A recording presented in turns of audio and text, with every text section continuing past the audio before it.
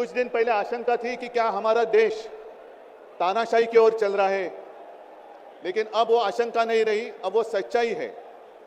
अगर बीजेपी सरकार को ऐसे लग रहा होगा कि अरविंद जी को अरेस्ट किया, हेमंत जी को अरेस्ट किया तो लोग डर जाएंगे, लेकिन उनको आज तक पता नहीं, उन्होंने अपने देशवासियों को कभी पहचाना नहीं। मेरे भारत का हर कोई डरने वाला नहीं, लड़ने वाला है।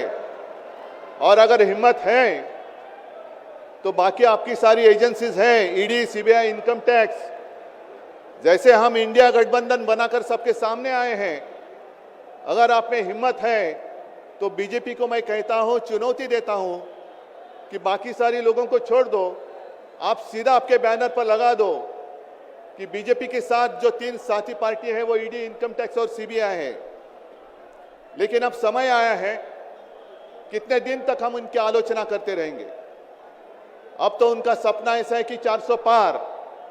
मैं पूरे देश को आह्वान करना चाहता हूं कि एक व्यक्ति और एक पार्टी की सरकार देश के लिए खतरनाक हो गई है, और अब वो समय आया है कि एक पार्टी और एक व्यक्ति की सरकार नहीं चलेगी।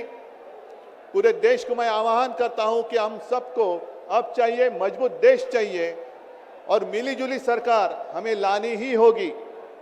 देश में जितने सारे प्रांत हैं, जितने सारे राज्य हैं, उनका सम्मान करने वाली सर्वतोमुखी सरकार अगर हम लाते हैं तो ही देश बच सकता है, नहीं तो फिर आपका सवाल है, आपका भविष्य आप किसके हाथ में देना चाहते हो? हम सारे आए हैं चुनाव के प्रचार के लिए नहीं आए हैं, हम प्रजातंत्र की रक्षा के लिए आए हैं। और कैसी सरकार है? अरविंद जी के ऊपर इल्जाम लगा दिया, डाल दिया जेल में। हेमंत जी के ऊपर इल्जाम लगा दिया, डाल दिया जेल में। ये कौन सा तरीका है? इनके पास जितने सारे लोग हैं, मैं आपके सामने आने से पहले कुछ पत्रकारों के साथ वार्तालाप कर रहा था और उन्होंने कहा कि उद्धव जी अब उन्होंने इनको साथ में ले लिया, उनको साथ में ले लिया। जिनके ऊपर भ्रष्टाचार के आरोप खुद भाजपा ने लगाए थे, उनको उन्होंने वॉशिंग मशीन में डालकर साफ सुथरा नहला धोला कर अपने मंच पर विराजित कर दिया।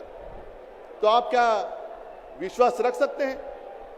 जितने देश में भ्रष्ट लोग हैं, उन सारे लोगों को इकट्ठा लेकर बीजेपी देश को विकास के राह पर लेके जा सकता है? भ्रष्ट लोग देश का विकास कर सकते हैं?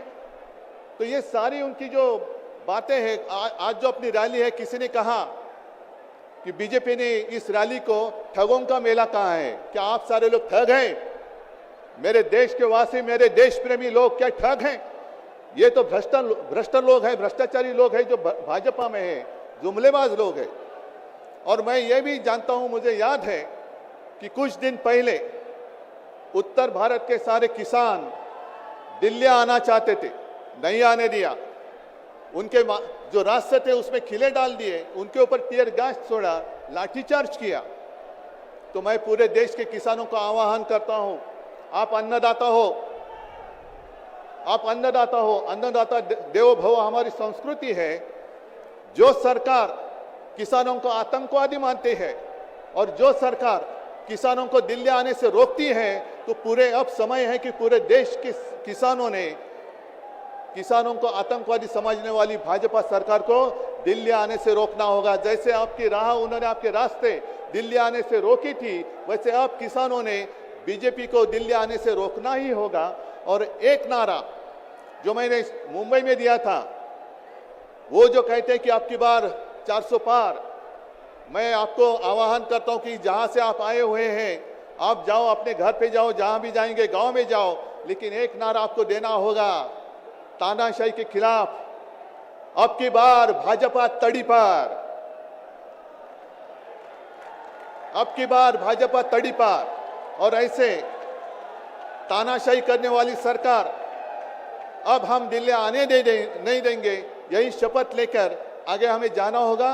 और फिर से एक बार सुनीता जी, कल्पना जी, आप चिंता मत करो, पूरा देश आपके साथ है, आप लड़ाई जीतेगी और हम सब लड़ाई जीतेंगे, प्रजातंत्र जीतेगा। जय हिंद, जय महाराष्ट्र।